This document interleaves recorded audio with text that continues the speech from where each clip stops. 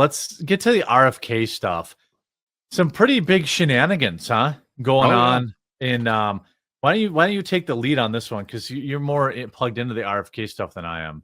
Yeah, I mean, from the scuttlebutt and the kind of sources that I have, it is looking good for RFK Jr. But seeing the levels of just attacks that he faced, seeing the senators tied into the same industries that he's promising to revolutionize, that got a lot of money from them, you could correlate their anger with how much money they got from a lot of these kind of big special interest groups and a lot of these big donors and a lot of the money. And truly, just astonishing to see so many kind of secret, shadowy organizations and dark money emerge to specifically set up this larger psyop to convince the American people that one of them are populist politicians, whether you like him or not. I disagree with some of his policies. I had a very kind of tumultuous 2-hour interview with him that was fascinating, that I respect him for. I respect him answering my questions. I respect him having a conversation with me, even though I disagree with him. And I think for the job of Health and Human Services, he is the right man for the job. Individuals like Bill Gates are not happy about this. Bill Gates, by the way, just got his AIDS funding cut as well by Donald Trump. Oh, no. It's a good sign to see, as Bill Gates really hates RFK Jr. He really hates Elon Musk. He really hates Donald Trump. He gave $50 million to Kamala Harris, and there's a lot of people connecting this kind of fake petition. There's a fake petition circling around of alleged, 20,000 medical professionals and doctors that are signing, their professional health oath to go against RFK. There was a masked person disrupting and screaming, which is the perfect kind of oxymoron, literally muzzling herself. Yeah. Like, what are you doing?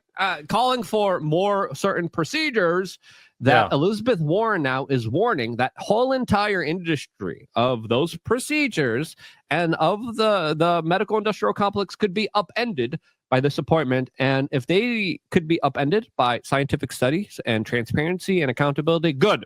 They deserve to be upended. So let's show this clip here. By the way, but just really quick, Jeremy, this is the larger battle between the will of the people, the populists, and all the shadowy, secretive, dark money organizations with the special interest groups, the swamp of the swamp, battling it out right now. And the winner here is going to have a lot of impact on the future of the Trump administration. Is that Tim Pool song you're talking about? Will of the People? Is it? I have no idea. That was not even a reference to that. But by the way, thank you everyone for all your super chats and Rumble rants. It's the last day of the month, but they do help us a lot. So thank you so much. Here is RFK epically owning Bernie Sanders to his stupid face. I'm going to make America healthier than other countries in the world right now. Will you guarantee do what every other major country does? That's a simple question. And by the way, Bernie, the problem of corruption is not just in the federal agencies, it's in Congress too. Almost all the members of this panel are accepting, including yourself, are accepting millions of dollars from the pharmaceutical industry. Oh, no. Oh, he did not like that. Oh. I thought that would, no. I ran for president like you. I got millions and millions of contributions. They did not come from the executives, not one nickel of PAC money from the pharmaceutical industry. They came from workers. In 2020, you were the single largest because I had pharmaceutical money from workers all over this country. Workers, you were the single, not a nickel from corporate PACs. You were the single largest acceptor of pharmaceutical dollars. His face is getting so red. I love it. Yeah, I love it. It's incredible to see him finally being called out for the sellout hypocrite that he is. He used to represent larger populist ideas that he flip-flopped on, especially when it came to open immigration, especially when it came to actually implementing policies that would work out for the American blue collar and middle class of America. And then something switched. He got DNC around 2015, 2016, right? He got pegged. He got beaten like a dog by Hillary Clinton, and then he kind of came back and said, "Yes, ma'am, please give me more. I will now officially endorse you." I was at the DNC when there were so many Bernie surrogates that were kind of running around being like, what the hell? Why are we being screwed over? As Debbie Wasserman Schultz was just absolutely destroying the democratic process in front of their eyes. And Bernie Sanders, instead of standing behind his supporters, instead of standing behind the people who invested blood, sweat, and tears into his campaign run, said, you know what? Let the criminals have it. Let the criminals win here. Let them rig the system. And a lot of people were really pissed off, really sad about the kind of circumstances of events here. And it kind of highlighted, man, this guy is just an outright sellout. And it's sad to see because, you know, whether you agreed with some of his ideas or you didn't agree with some of his ideas, at least they were a little bit different than the machines. Yeah. Now, they're not that much different from the machines. He did seem to care about the worker. Yeah. For a little while. Then 2014, 2015, he got the call. Also, I think it's worth pointing out here, I don't know if anyone can answer this, but I'm not exactly sure why Bernie Sanders is doing the Roman salute. I'm curious if AOC might have any thoughts on her close, you know. Where was this man in the 1930s? I want to know. He is a socialist, and there is a political party that were actually, you know, they happen to also be socialists. Yep. They also had a similar and same. I'm not saying Bernie Sanders. I'm just asking questions. Yeah, I think those questions are valid. Yeah. Yeah, Bernie Sanders, you know, I would say that Bernie Sanders really was one of the guys that blackpilled me in politics. It was like I was still kind of liberal. And when he bent the knee to Hillary, that was it for me. Yeah. I was like, oh, dude, so you just run for president to enrich yourself.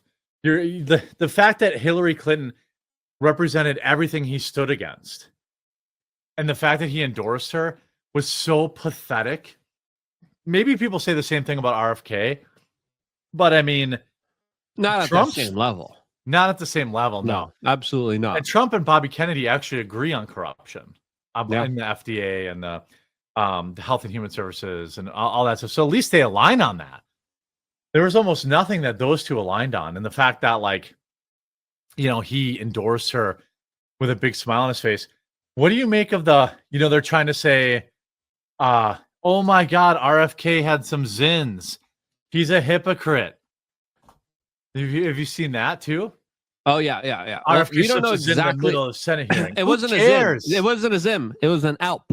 Yeah, ALP is it's a different brand, but it's a little healthier allegedly. But it's still nicotine. It's the Tucker Carlson, nicotine pouch out there. Oh, it's Tucker's brand.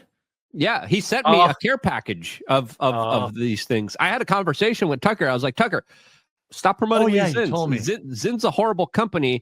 They have all these like fake sugars that literally go into your bloodstream. They have aspartame in there. I'm like, stop taking it. Stop telling people to take it. And he was like, oh man. And then he was like, yeah, I got to start looking at alternatives. He then created his own company. He sent me a huge care package with a whole bunch of. I could show you them if you want. I remember you showed me. It was like this huge wooden box. Yeah, it's pretty incredible. I have it here as soon as you kind of walk into the house here. And he's probably taking an ALP. Now, why is he taking an ALP? There are some kind of, studies. You should be very careful with nicotine. Still shouldn't take them, people. There's still nicotine and they're still addictive. Yes, like bottom line. Nicotine is addictive. You should be very careful, but it is kind of a neurotropic. So a lot of people like Andrew Huberman have done a lot of, particular studies into this. He recommends the gum over the pouches. And he says it's something that does help him stay focused. It does help with mental clarity and being able to, of course, perform, when you're speaking in front of a lot of people. You got to be on top of it. You're being quizzed and questioned for hours by some of the most ruthless, biggest pieces of sellouts that are trying to correlate almost whatever they can. They're trying to put words in your mouth. They're trying to spin things. They're trying to catch you. You got to be in tip-top shape here. So it wouldn't surprise me if Andrew Huberman went to RFK, be like, hey, this is how you stay on top of it. This is how you stay mentally sound here, because he is older. And of course, it wouldn't surprise me. And again, no one's perfect. And I think overall, even though you have that picture of him with this is my favorite picture of him. You know he didn't eat that. There's no way he ate that garbage. Like there's no way.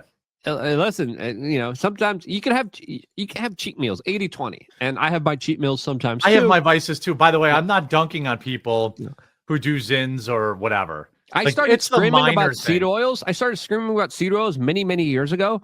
And then Tim always brings up, I caught Luke eating McDonald's once. And now his whole staff is like, Luke ate McDonald's. Yes. And I bet RFK Jr. probably ate that too. Because sometimes when you're hungry, you just want to eat. And, you know, the meat in those McDonald's burgers, not that bad compared to a lot of other Angus stuff. Yeah, I mean, yeah. I just think like the New York Post ran this too. Yeah. Hypocrite. This is why you can't trust the New York Post. Hypocrite RFK Senate nicotine pouch wrecks his own health. Does it? Has he campaigned against Zins? Listen, there's a correlation between you know, getting rid of tobacco and a lot of people becoming really fat. Yeah. Yes, it is also an appetite suppressant.